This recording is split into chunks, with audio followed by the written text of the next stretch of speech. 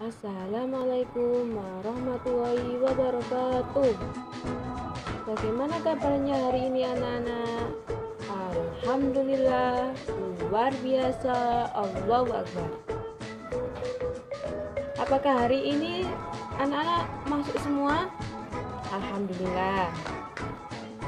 Kalau gitu semua bisa mengikuti pelajaran pagi hari ini. Oke, sebelum mengawali pembelajaran hari ini, marilah kita ice breaking terlebih dahulu, dilanjut dengan berdoa. 1, 2, 3. Tepuk jari 1 tutup, tepuk jari 2 wawa, tepuk jari 3 gaga, tepuk jari 4 pat, tepuk jari 5. Bertepuk semua, duduk yang rapi dan mulai berdoa. Berdoa mulai. Bismillahirrohmanirrohim. Hari ini kita akan belajar pembelajaran IPS dalam tematik subtema 2, hebatnya cita-citaku. Anak-anak, apakah sudah tahu di pembelajaran IPS dalam tematik subtema 2, hebatnya cita-citaku, itu ada 2 subtema. Yang pertama, kisah seorang penari gandrung Banyuwangi. Yang kedua, manfaat makhluk hidup di sekitar kita. Anak-anak sudah tahu apa sih kisah seorang penari gandrung Banyuwangi? Dan apa sih manfaat makhluk hidup di sekitar kita? Ibu guru jelaskan terlebih dahulu ya. Yang pertama, ibu jelaskan tentang kisah seorang penari gandrung Banyuwangi. Seorang ibu bernama Supina mengisahkan perjalanan hidupnya sebagai seorang penari gandrung. Tari gandrung berasal dari Banyuwangi, Jawa Timur, yang sudah ada sejak zaman penjajahan kolonial Belanda. Tari gandrung merupakan tari menyampai pesan untuk para pejuang yang bergerilya pada Perang Puputan Banyu tahun 1771. Oleh karenanya, pada awal penari gandrung adalah laki-laki. Pada tahun 1895 mulai muncul generasi penari gandrung wanita. Ibu Supina mulai menjadi penari gandrung pada usia 14 tahun, yaitu sejak tahun 1979. Ibu Supina belajar pada sebuah kelompok tari gandrung yang dipimpin oleh Akida, yaitu Gandrung Akida. Di sana, Bu Supina belajar dengan rajin sehingga dalam waktu yang tidak terlalu lama diperkenankan menari di pentas. Saat itu, Ibu Supina sering tampil di pentas untuk acara-acara tertentu seperti undangan atau perkawinan yang bisa digelar di masyarakat Banyuwangi. Ibu Supina tidak pernah menyesali keputusannya untuk menjadi seorang penari gandrung. Ibu Supina bangga karena tari gandrung melambangkan kesuburan. Ibu Supina bahkan pernah diundang menari ke pancanegara seperti Amerika, Korea, dan Cina. Ibu Supina tidak menyangka bahwa profesinya sebagai penari gandrung mendapatkan penghormatan yang tinggi. Ibu Supina bangga telah mengenalkan budaya Indonesia kepada masyarakat di pancanegara. Oke anak-anak, itulah penjelasan dari kisah seorang penari gandrung Banyuwangi. Oke, sebelum ibu guru menjelaskan manfaat makhluk hidup di sekitar kita, ibu guru ada puisi penari karya Hascahya Triliun Laksono. Tangguhnya gerak tubuhmu, lentiknya jemari-jemari berpadu indah. Derap langkah menggomulai, hentakan irama mengalun syahdu. lirikan mata yang tajam berupa sekejap menjadi indah. Kibasan selendang emas bergoyang perlahan. Liukan leher mengundang kekaguman, menari dan terus menari dengan senyum dan ketulusan. Gerakanmu sungguh indah karena engkau menari dengan hatimu. Selanjutnya Ibu jelaskan tentang manfaat makhluk hidup di sekitar kita. Makhluk hidup terdiri atas tumbuhan, hewan, dan manusia. Manusia memerlukan tumbuhan dan hewan untuk memenuhi kebutuhan hidupnya. Hewan dan tumbuhan dikelola manusia sedemikian rupa sehingga memberikan manfaat bagi kehidupan manusia. Tumbuhan dan hewan merupakan sumber daya alam hayati. Keberadaannya akan terus-menerus ada sepanjang tidak terjadi peristiwa yang membuat punah. Tumbuhan membantu lingkungan untuk menyediakan oksigen dan menahan air hujan agar tidak menjadi erosi.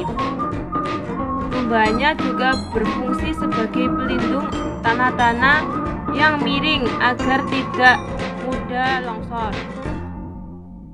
Tumbuhan juga bermanfaat untuk menyerap karbon dioksida yang dikeluarkan manusia dan hewan lainnya untuk dimanfaatkan dalam profesi fotosintesis. Tumbuhan dan hewan sebagai sumber daya hayati memiliki manfaat yang banyak bagi kehidupan manusia. Beberapa manfaat tersebut sebagai berikut. Yang pertama, sumber bahan pangan. Sumber bahan pangan yang merupakan sumber makanan manusia antara lain yaitu sapi, ayam, udang, dan ikan. Sedangkan tumbuhan yang menjadi sumber makanan antara lain yaitu sayuran, buah-buahan, dan palawija seperti padi, kedelai, dan jagung. Yang kedua, bahan sandang atau pakaian. Bahan sandang atau pakaian yang digunakan manusia berasal dari serat tumbuhan dan hewan. Contoh, tumbuhan yang dimanfaatkan seratnya adalah kapas. Sedangkan contoh hewan yang dimanfaatkan seratnya adalah ulat sutra dan domba. Yang ketiga, peralatan rumah tangga. Peralatan rumah tangga terbuat dari kayu yang berasal dari tumbuhan keras. Beberapa contohnya adalah kayu dari pohon jati, cendana, mayoni, dan pinus. Yang keempat, produksi kesehatan. Produksi kesehatan dapat digunakan sebagai bahan obat-obatan. Berbagai tanaman obat seperti kunyit, jahe, temulawak, dan kumis kucing dimanfaatkan sebagai obat. Beberapa jenis hewan juga dimanfaatkan untuk obat-obat seperti kadal, kelelawar, dan cacing. Oke, di sini Bu Guru mempunyai media papan hafal. Nanti Bu Guru kasih satu kartu untuk kalian lanjutkan dan ditempelkan di papan hafal ini. Bu Guru akan contohkan terlebih dahulu ya. Selamat mengerjakan. Soal yang pertama, jelaskan siapa yang mengisahkan tari Gandrung Banyuwangi. Soal yang kedua, apa manfaat hewan bagi keseimbangan alam? Soal ketiga, sebutkan manfaat hewan dan tumbuhan bagi kehidupan manusia. Anak-anak, inilah tadi dari pekerjaan kalian, kita koreksi bersama-sama ya. Yang pertama, jelaskan siapakah yang mengisahkan tari Gandrung Banyuwangi.